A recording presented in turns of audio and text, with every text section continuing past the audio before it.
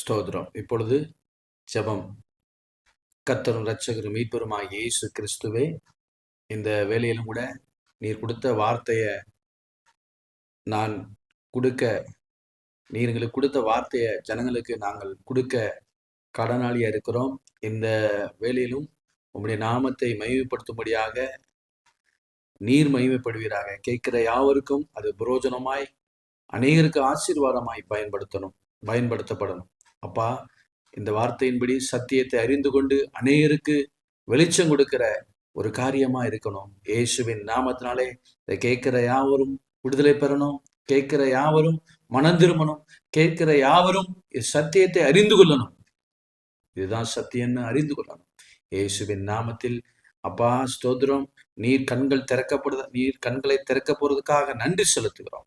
இயேசுவின் நாமத்தில் ஜெபிக்கிறோம் ஜீவனுள்ள பிதாவே, ஆமேன். இந்த நாளிலும் ஒரு காரியத்தை குறித்து வேதாகமத்திலிருந்து இன்று பார்ப்போம். இன்னைக்கு அநேக காரியங்கள்ல இன்னைக்கு ஒரு சடங்காச்சாரமான ஒரு காரியமா தான் இருக்கு. ஏனென்றால் இன்னைக்கு எல்லாரும் சண்டே அப்படின்னாலே அது ஒரு வேதாகம கிறிஸ்தவர்கள் அப்படின்னு சொல்லிட்டு இருக்கிற எல்லாருமே ஆலயத்துக்கு போகிற ஒரு காரியம்தான். 1 மணி நேரம் ஆராதனை அப்படின்னு சொல்லிட்டு 1 மணி நேரமோ 2 மணி நேரமோ அப்படி ஒரு ஆராதனைன்னு சொல்லி போயிட்டு காணிக்க போட்டுட்டு அங்க கொடுக்குற ஒரு வார்த்தை அப்படி கேட்டுட்டு வந்துட்டு அப்படியே போயிடுறாங்க. இதுதான் காலங்காலமா நடந்துகிட்டு இருக்கு. ஆனா இயேசு கிறிஸ்து சொன்ன ஆலயம் எது அப்படின்னு சொல்லி நம்ம பார்க்கணும். அருமையான தேவனுடைய பிள்ளைகளே, இந்த சத்தியம் உங்களை விடுதலையாக்கும். யோவான் 8:32 படி சத்தியத்தை அறிவீர்கள், சத்தியம் உங்களை விடுதலையாக்கும். இந்த சத்தியம் தான் மனக்கண்களை திறக்கும் அப்படின்னு நான் விசுவாசிக்கிறேன். இயேசு அதுதான் சொல்லியிருக்கிறாங்க. இன்னைக்கு இயேசு வேற, அவருடைய வார்த்தை வேற அப்படின்னு சொல்லி எல்லாரும் நினைக்கிறாங்க. இயேசுவை யாரும் பார்த்ததுண்டா அப்படின்னா, இயேசு கிறிஸ்துவ வார்த்தையா தான் இருக்கிறாரு. இன்னைக்கு அவரை அனுதினமும் நம்ம வேதாகமத்துல பார்க்கிற போது அவர் வார்த்தையா தான் இருக்கிறாரு.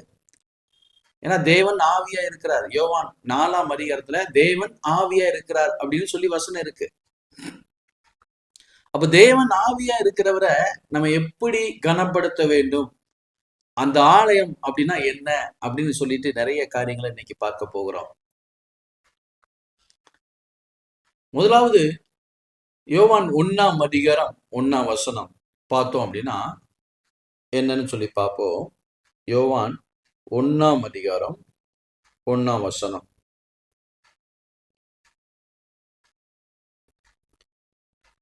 அதுல ஒரு வசனத்தை நமக்கு எல்லாருக்கும் தெரிஞ்ச வசனம் தான். ஆதியிலே வார்த்தை இருந்தது, அந்த வார்த்தை தேவனிடத்தில் இருந்தது, அந்த வார்த்தை தேவனா இருந்தது. இது ஒரு வார்த்தை தான். ஆதியிலே வார்த்தை இருந்தது, அந்த வார்த்தை தேவனிடத்தில் இருந்தது, அந்த வார்த்தை தேவனா இருந்தது. யோவான் 1:1. அதே யோவான் 1:14 என்ன சொல்லுது அப்படின்னு சொல்லி பார்த்தோம் அப்படின்னா, அந்த வார்த்தை மாம்சமாகி கிருபையினாலும் சத்தியத்தினாலும் நிறைந்தவராய் நமக்குள்ளே வாசம் பண்ணினார், அவருடைய மகிமையை கண்டோம், அது பிதாவுக்கு ஒரே பேரனுடைய மகிமைக்கு ஏற்ற மகிமையாக இருந்தது அப்படின்னு சொல்லிட்டு நம்ம பார்க்க முடியும்.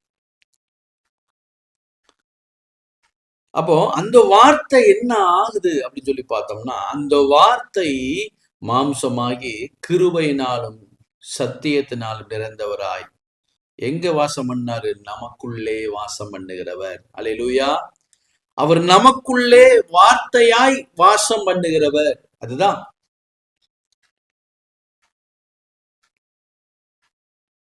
இன்னொரு இடத்துல நம்ம பார்க்க முடியும். யோவான் 14ஆம் அதிகாரம், அதே யோவான் சுவிசேஷத்துல யோவான் 14ஆம் அதிகாரத்துல நம்ம பார்க்க முடியும். 16, 17.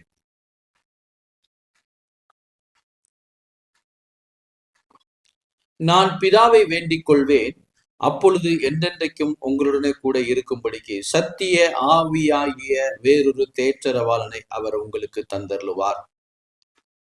உலகம் அந்த சத்திய ஆவியானவரை காணாமலும் அறியாமலும் இருக்கிறபடினால் அவரை பெற்றுக்கொள்ள மாட்டாது.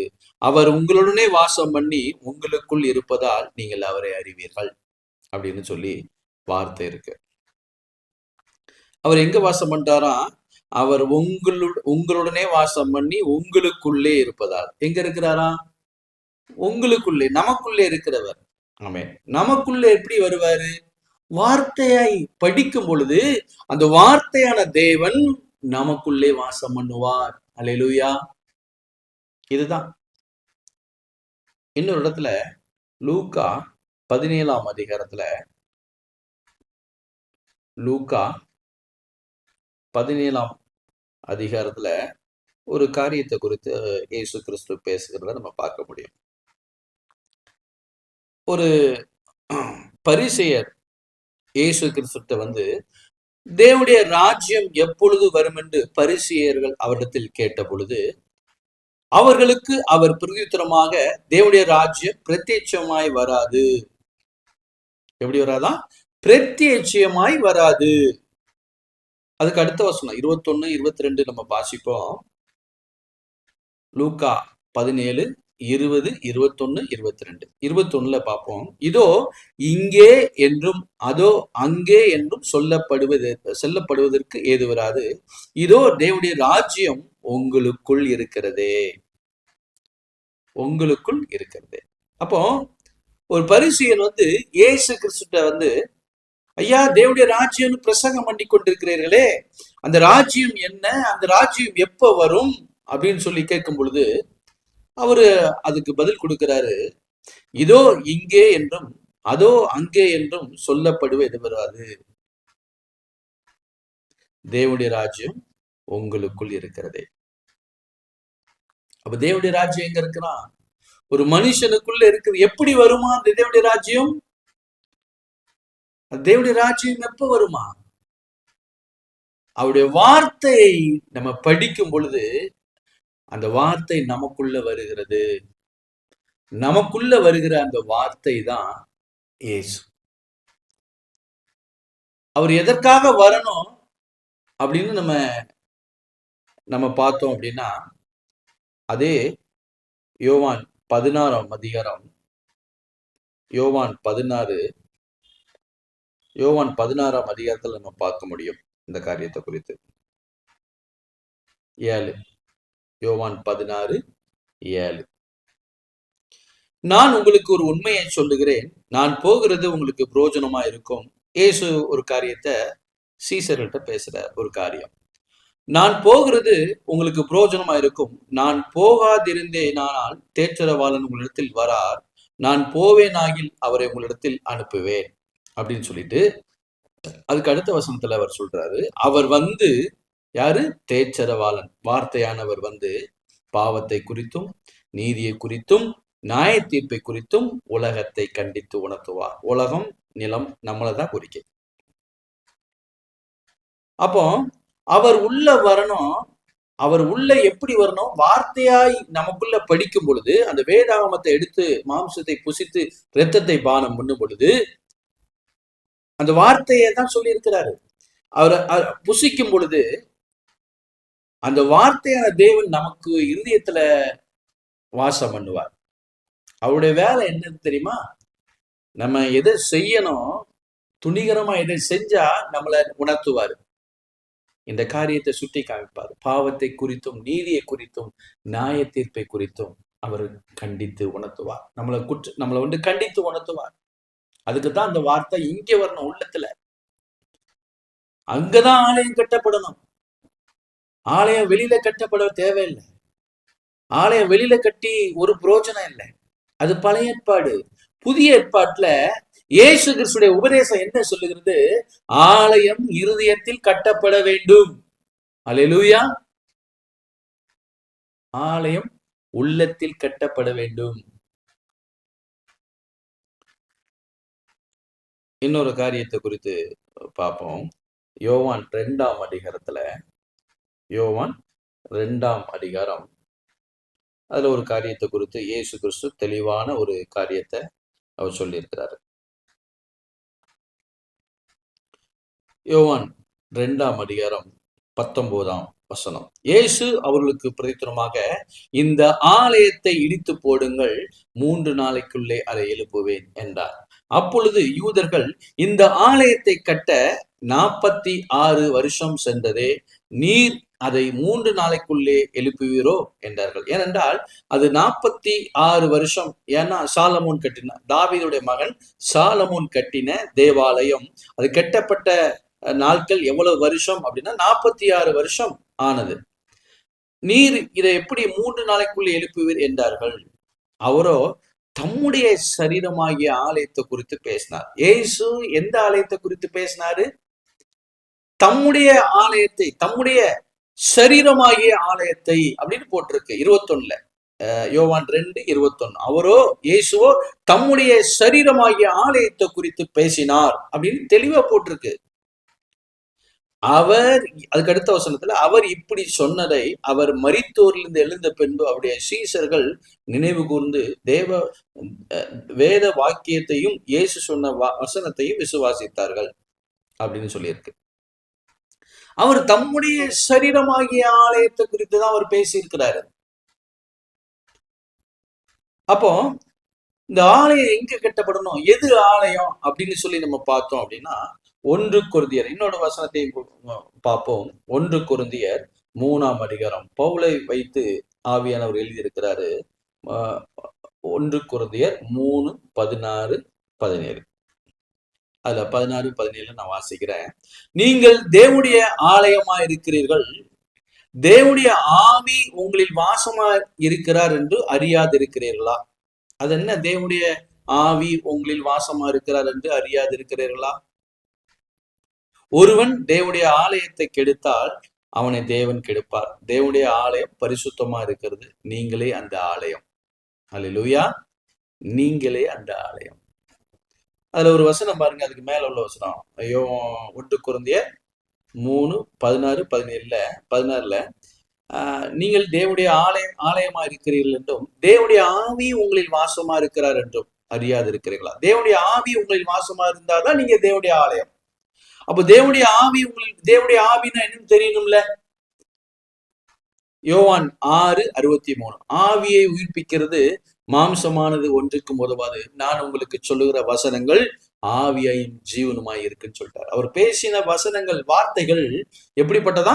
ஆவியும் ஜீவனும். அந்த ஆவியும் ஜீவனுமாகிய வார்த்தை எங்க இருக்கோ, ஆமேன், அங்கதான் விடுதலை உண்டுன்னு சொல்லியிருக்கிறாரு. ஆமேன், அங்கதான் விடுதலை உண்டு. ஆமேன், அதுல நல்லா தெளிவா போட்டிருக்கு. நிறைய இடத்துல ஆலயங்கிறத தப்பான ஒரு புரிதலோடு எல்லாரும் அவங்க ஒரு எப்படியோ தனக்கு ஏற்றபடி ஆலயத்தை உருவாக்கி கொள்ளுகிறார்கள். இன்னொரு வசனத்தையும் பார்த்தோம் அப்படின்னா, 1 கொரிந்தியர் 6:19. உங்கள் சரீரமானது நீங்கள் தேவனாலே பெற்றும் உங்களில் தங்கியும் இருக்கிற பரிசுத்த ஆவியினுடைய ஆலயமா இருக்குது என்று நீங்கள் உங்களுடையவர்கள் அல்லவென்றும் அறியீர்களா? அப்படின்னா யாரு? உங்கள் சரீரமானது நீங்கள் தேவனாலே பெற்றும் உங்களில் தங்கி இருக்கிற பரிசுத்த ஆவியினுடைய ஆலயமா இருக்குது என்றும் நீங்கள் உங்களுடையவர்கள் அல்ல என்றும் அறியீர்களா? அப்போ இதுல தெளிவா சொல்லப்பட்டிருக்கு. இன்னொரு வசனத்தையும் பார்த்தோம் அப்படின்னா, 2 கொரிந்தியர்ல ஒரு வசனத்தை நம்ம பார்க்க முடியும். 2 கொரிந்தியர் 3:17. கர்த்தருடைய ஆவியானவர் எங்கே உண்டோ அங்க விடுதலை உண்டு. அப்ப கர்த்தருடைய ஆவியானவர் எங்க இருக்கிறாங்க? வெளிப்புற ஆலயத்தை ஒரு கட்டடத்துல இருக்க வேண்டுமா? நமக்குள்ள இருக்க வேண்டுமா? நமக்குள்ள இருந்தாதான் அந்த தேற்றரவாளன், நமக்குள்ள அந்த வார்த்தை பரிசுத்த ஆவியானவர் நமக்குள்ள வாசம் பண்ணாதான் நான் பாவம் செய்யும் பொழுது அவர் என்னை உணர்த்த முடியும். நான் அக்கிரமம் செய்யும் பொழுது அவர் என்னை கண்டிக்க முடியும். அந்த வார்த்தை எனக்குள்ள இல்லை அப்படின்னா ஆலயம் இங்க கட்டப்படலை. ஆமென். ஆலயம் எங்க கட்டப்பட்டு வேற இடத்துல, வெளி இடத்துல, ஒரு ஒரு பூமியில ஏதோ ஒரு இடத்துல ஆலயங்கள் நிறைய எழும்பிக்கிட்டு இருக்கு. அந்த ஆலயங்களை பத்தி அவர் இயேசு கிறிஸ்து பேசல. அது பழைய ஏற்பாடு ஆலயம். புதிய ஏற்பாட்டுல ஆலயம் எங்க கட்டப்படணும்? நம்முடைய இருதயத்துல கட்டப்படணும். அல்லேலூயா. நம்முடைய இருதயத்துல கட்டப்பட வேண்டும். கலாத்தியர்ல ஒரு கலாத்தியர்ல ஒரு அதிகாரத்தை நம்ம பார்த்தோம் அப்படின்னா, கலாத்தியர் 4:6. மேலும் நீங்கள் புத்திரரா இருக்கிறபடியினால் அப்பா பிதாவே என்று கூப்பிடத்தக்கதாக தேவன் தமது குமாரனுடைய ஆவிய உங்கள் இருதயத்தில் அனுப்பினார். யாருடைய ஆவியை நம்ம இருதயத்துல அனுப்பினாரா? குமாரனாகிய இயேசு கிறிஸ்துவுடைய ஆவி உங்கள் இருதயத்துல அனுப்பினார் சொல்லி போட்டிருக்கு. அப்போ அவருடைய ஆவி நம்ம இருதயத்துல இருக்கும் பொழுதுதான் நம்ம பரிசுத்தமாய் வாழ முடியும். அந்த வார்த்தைக்கு கீழ்ப்படியும் பொழுது, விசுவாசித்து அவருடைய நம்பும் போது, விசுவாசிக்கும் போது, அவருடைய வார்த்தைக்கு கீழ்ப்படியும் போது நம்மளை காப்பாத்தி கொள்ள முடியும். அவர் நம்மளை காப்பாற்ற போதுமான தெய்வமா இருக்கிறார். எதுக்காக இந்த வார்த்தை எழுதப்பட்டிருக்கு அப்படின்னா, இஷ்டப்படி வாழ முடியாது கிறிஸ்தவங்க. இந்த வார்த்தைகள் யாரெல்லாம் அவர் மேல நம்பிக்கை வச்சிருக்கிறாங்களோ, யாரெல்லாம் விசுவாசமா இருக்கிறாங்களோ, அவர்களெல்லாம் அவர் தேவனா இருக்கிறார். ஆமென். யோவான் 1:12 அவர் மேல் விசுவாசம் உள்ளவர்கள் எத்தனை பேர்களோ அத்தனை பேர்களும் தேவனுடைய பிள்ளைகளாகும்படி அதிகாரம் கொடுத்திருக்கிறார் அப்படின்னு வசனம் இருக்கு. யோவான் 1:13-14. ஆமென். யோவான் 1:12-13-14 நம்ம பார்த்தோம்னா, 13 அவர்கள் இரத்தத்தினாலாவது மாம்ச சித்தத்தினாலாவது புருஷனுடைய சித்தத்தினாலாவது பிறவாமல் தேவனாலே பிறந்திருக்கிறார்கள். தேவனாலே பிறந்திருக்கிறார்கள் என்ன? வார்த்தையினாலே பிறந்திருக்கிறார்கள். அல்லேலூயா. வெளிப்படுத்தின விசேஷம் 21ஆம் அதிகாரம், வெளிப்படுத்தின விசேஷம் 21:3 நீங்க பாத்தீங்க அப்படின்னா, மேலும் பரலோகத்திலிருந்து உண்டான ஒரு பெருஞ்சத்தத்தை கேட்டேன். அது இதோ மனுஷரிடத்தில் தேவனுடைய வாசஸ்தலம் இருக்கிறது. அவர்களிடத்திலே அவர் வாசமா இருப்பார். அவர்களும் அவருடைய ஜனங்களா இருப்பார்கள். தேவன் தாமே அவர்களோட கூட இருந்து அவருடைய தேவனா இருப்பார். எங்க வாசம் பண்றாரா? தேவனுடைய வாசஸ்தலம் எங்க இருக்கு? மனுஷரிடத்திலே இருக்கு. ஆமென். மனுஷரிடத்துல வாசம் பண்ணுவாருங்க அப்படின்னு சொல்லி இருக்கிறார் வார்த்தையா. இன்னைக்கு எல்லாரும் ஒரு காரியத்தை ஒரு ஒரு படங்கள்ல நம்ம பார்த்து ஜீசஸ் ஒருத்தரை கற்பனை பண்ணி வாழ்ந்து கொண்டு இருக்கிறாங்க. அது இல்ல ஜீசஸ், அதல்ல இயேசு கிறிஸ்து. இயேசு கிறிஸ்து யாரு? எப்படி இருக்கிறாரு? இன்னைக்கு வார்த்தையா இருக்கிறாரு. அந்த வார்த்தையான தேவனை நம்ம எப்படி மகிமைப்படுத்த முடியும்? இன்னைக்கு இன்னொரு வசனம் இருக்கு பாருங்க, வெளிப்படுத்தின விசேஷம் 19 வெளிப்படுத்தின விசேஷம் 19:13 ஒரு வசனம் இருக்கு. இரத்தத்தில் தோய்க்கப்பட்ட வஸ்திரத்தை தரித்திருந்தார், அவருடைய நாமம் தேவனுடைய வார்த்தை என்பது. ஆமென். இரத்தத்தில் தோய்க்கப்பட்ட வஸ்திரத்தை தரித்திருந்தார், அவருடைய நாமம் தேவனுடைய வார்த்தை என்பது. அப்போ அவருடைய நாமம் அப்படின்னா எல்லாரும் இயேசு அப்படிங்கிற ஒரு வார்த்தைய இயேசு நாமம் நினைக்கிறாங்க. பேசின எல்லா வார்த்தைகளும் நாமங்கள் தான். அவர் என்னெல்லாம் பேசியிருக்கிறார்? மத்தேயு, மார்க்கு, லூக்கா, யோவான்ல வெளிப்படுத்தின விசேஷம் வரைக்கும் ஒரு சீசரை கொண்டு பேசியிருக்கிறாரு. எல்லாருடைய நாமங்கள் தான். அப்போ ஒரு நாமம் இயேசு அப்படிங்கிற நாமத்தை மட்டும் வைத்துக்கொண்டு அது எல்லாரும் கேட்ட யார ஆராதிக்கிறீங்க? நான் இயேசுவை தான் ஆராதிக்கிறேங்க, அதை ஆராதிக்கிறாங்க. கரெக்டு தான், இயேசுவை தான் ஆராதிக்கிறாங்க. இன்னொரு வசனம் லூக்கா 6ஆம் அதிகாரத்துல, லூக்கா 6ஆம் அதிகாரத்துல ஒரு வசனத்தை பார்ப்போம். அவர் தெளிவா ஒரு காரியத்தை அவரை சொல்லியிருக்கிறாரு. என்ன சொல்லியிருக்கிறாரு? லூக்கா 6:46 என்னை ஆண்டவரே ஆண்டவரே என்று நீங்கள் சொல்லியும் நான் சொல்லுகிறபடி நீங்கள் செய்யாமல் போனதென்ன அப்படின்னு சொல்லி, அதுக்கு அடுத்த வசனம் பாருங்க. என்னிடத்தில் வந்து என் வார்த்தைகளை கேட்டு அவைகளின்படி செய்கிறவன் யாருக்கு ஒப்பா இருக்கிறான் என்று உங்களுக்கு காண்பிப்பேன். ஆழமாய் தோண்டி கற்பாறையில் மேல் அஸ்திபாரம் போட்டு வீடு கட்டுகிற மனுஷனுக்கு ஒப்பா இருக்கிறான். பெருவெள்ளம் நீரோட்டம் அதன் வீட்டின் மேல் மோதியும் அது அசைக்க கூடாமல் போயிற்று. ஏனென்றால் அது கண்மலையின் மேல் அஸ்திபாரம் போடப்பட்டிருது. கண்மலை என்ன? யார்? இயேசு கிறிஸ்துவோட வார்த்தை உள்ள அஸ்திபாரம் போட்டிருக்கு. அதுக்கு அடுத்த வசனம், என் வார்த்தைகளை கேட்டு அவைகளின்படி செய்யாதவன் எவனோ அஸ்திபாரம் இல்லாமல் மண்ணிலே வீடு கட்டுகிறவனுக்கு ஒப்பா இருக்கிறான். நீரோட்டம் அதன் மேல் மோதியுடனே அது முழுவதும் விழுந்து முழுவதும் அடிந்து போனது அப்படின்னு சொல்லி பார்த்திருக்கிறோம். இதே வசனம் மத்தேயு 7லயும் இருக்கு. ஆமே, மத்தேயு 7ஆம் அதிகாரத்திலையும் இந்த வசனங்கள் இருக்கு. என்ன வசனம் அப்படின்னு பார்த்தோம்னா, மத்தேயு 7:21, பரலோகத்தில் இருக்கிற என் பிதாவின் சித்தத்தின்படி செய்கிறவனே பரலோக ராஜ்யத்தில் பிரவேசிப்பானே அல்லாமல் என்னை நோக்கி கர்த்தாவே கர்த்தாவே என்று சொல்லுகிறவன் அதில் பிரவேசிப்பதில்லை. அதுக்கு அடுத்த வசனம், அந்நாட்களில் அநேகர் என்னை நோக்கி கர்த்தாவே கர்த்தாவே உமது நாமத்தினாலே தீர்க்க தரிசனம் உரைத்தோம் அல்லவா, உமது நாமத்தினாலே பிசாசுகளை துரத்தினோம் அல்லவா, உமது நாமத்தினாலே அநேக அற்புதங்களை செய்தோம் அல்லவா என்பார்கள். அப்பொழுது நான் ஒரு காலம் உங்களை அறியவில்லை, அக்கிரமம் செய்கிறக்காரரை என்னை விட்டு அகன்று போங்கள் என்று அவருக்கு சொல்லுவேன். ஆகையால் நான் சொல்லிய இந்த வசனங்களை கேட்டு இவைகளின்படி செய்கிறவன் எவனோ அவனை கண்மலையின் மேல் தன் வீட்டை கட்டின புத்தியில மனுஷனுக்கு ஒப்பிடுவேன் அப்படின்னு சொல்லி போட்டிருக்காரு. ஆபத்து வராது அப்படின்னு சொல்லியிருக்காரு அதுக்கு கீழே உள்ள வசனங்கள்ல. அப்போ அன்னைக்கு அநேகர் இந்த இந்த இந்த எதுக்காக ஆலயம் கட்டப்படணும் அப்படின்னு சொல்லி பார்த்தோம் அப்படின்னா, இன்னைக்கு அநேகருக்கு தெரியல இங்க உள்ளத்துல ஆலயம் கட்டப்படணும். இயேசுடைய ஆலயம் எங்க இருக்கு? இயேசு எங்க இருக்கிறாரோ அதுதான் ஆலயம். இயேசு எங்க இருக்கிறாரோ அதுதான் ஆலயம். இயேசு எங்க இருக்கணும்? நம்ம இருதயத்துல தான் இருக்கிறாரு. நம்ம இயேசுவை அது தன்னால வந்து உட்கார மாட்டாரு. நம்ம கண்களால் படிக்கணும், இல்ல காதுகளால் கேட்கணும். ஆமென். இந்த வார்த்தைகளை புசிக்கணும். இந்த வார்த்தைகளை புசிக்கும் பொழுது நம்முடைய இருதயத்துல வந்து வாசம் பண்ணி கொண்டு இருப்பார். அந்த இருதயத்துல வாசம் பண்ண ஆரம்பித்தாலே நம்ம துணிகரமா பாவம் செய்ய முடியாது. அந்த அவருடைய விசுவாசித்தோமானால், ஒரு வசனம் சொல்ல, ஒருவனில் அன்பா இருந்தால் என் கற்பனையை கை கொள்வான். யோவான் 14:15. யோவான் 14:21 இருந்து 24 வரைக்கும் பார்த்தீங்க அப்படின்னா அதுல தெளிவா போட்டிருக்கு, ஒருவனில் அன்பா இருந்தால் என் வசனத்தை கை கொள்வான், ஒருவனில் அன்பா இராதவன் என் வசனத்தை கை கொள்ள மாட்டான். நான் சொல்லுகிற வசனம் என்னுடையதா இல்லாமல் என்னை அனுப்பின பிதாவுடையதா இருக்கிறது அப்படின்னு சொல்லியிருக்கிறார் இயேசு கிறிஸ்து. நம்முடைய வாழ்க்கையிலும் கூட எங்க ஆலயம் கட்டப்படும், எங்க ஆலயம் கட்டப்படும், அதுக்கு இன்னொரு விளக்கத்தையும் இயேசு கிறிஸ்து சொல்லியிருக்கிறாங்க. மத்தேயு 16ஆம் அதிகாரத்துல, மத்தேயு 16ஆம் அதிகாரத்துல ஆலயம் எங்க கட்டப்படுது, எங்க கட்டினார் இயேசு கிறிஸ்து அப்படின்னு நம்ம பார்க்கணும்ல.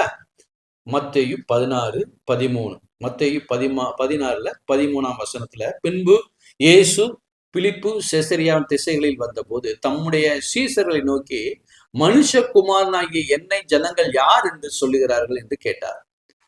அதற்கு அவர்கள், சிலர் உம்மை யோவான் ஸ்நானகன் என்றும், சிலர் எலியா என்றும், வேறு சிலர் எரேமியா அல்லது தீர்க்கதரிசியில் ஒருவர் என்றும் சொல்லியிருக்கிறார்கள் என்றார்கள். அப்பொழுது அவர், நீங்கள் என்னை யார் என்று சொல்லுகிறீர்கள் என்று கேட்டார். சீமோன் பேதுரு பிரதியுத்தரமாக, நீர் ஜீவனுள்ள தேவனுடைய குமாரனாகிய கிறிஸ்து என்றார். இயேசு அவனை நோக்கி, யோனாவின் குமாரனாகிய சீமோனே, நீ பாக்கியவான், மாம்சமும் இரத்தமும் இதை உனக்கு வெளிப்படுத்தவில்லை, பரலோகத்தில் இருக்கிற பிதாவே இதை உனக்கு வெளிப்படுத்தினார். மேலும் நான் உனக்கு சொல்லுகிறேன், நீ பேதுருவாய் இருக்கிறாய், இந்த கல்லின் மேல் என் சபையை கட்டுவேன். நீ பேதுருவாய் இருக்கிறாய், இந்த கல்லின் மேல் என் சபையை கட்டுவேன், பாதாளத்தின் வாசல்கள் உன்னை மேற்கொள்ளாது அப்படின்னு சொன்னார். ஆமென். அப்போ பேதுரு சீசர்கள் இருதயத்துல ஆலயம் வார்த்தை பேசுகிறாரு. இந்த பேதுரு சீசர்கள் உள்ளத்துல ஆலயம் கட்டப்பட்டு கொண்டிருக்கிறது. அல்லேலூயா. இயேசுவின் நாமத்தினாலே இந்த வார்த்தைகள்லாம் உண்மையும் சத்தியமானவைகள். இந்த ஆலயம் இருதயத்திலே கட்டப்படுமானால் நம்ம பாக்கியவானா இருப்போம். ஜெபம் பண்ணுவோம். இயேசுவின் நாமத்தினாலே இந்த வார்த்தையை கேட்ட அனைவருக்கும் இயேசுவின் நாமத்தினாலே ஜெபிக்கிறோம். கேட்கிற அனைவருக்கும் அது ஆசீர்வாதமாய் அமைய வேண்டும். விடுதலையோடு உம்முடைய நாமத்தை விடுதலையோடு அவர்கள் உம்மை ஆராதனை செய்ய வேண்டும். இயேசுவின் நாமத்தில் ஜெபிக்கிறோம் ஜீவனுள்ள பிதாவே. ஆமேன், ஆமேன், ஆமேன்.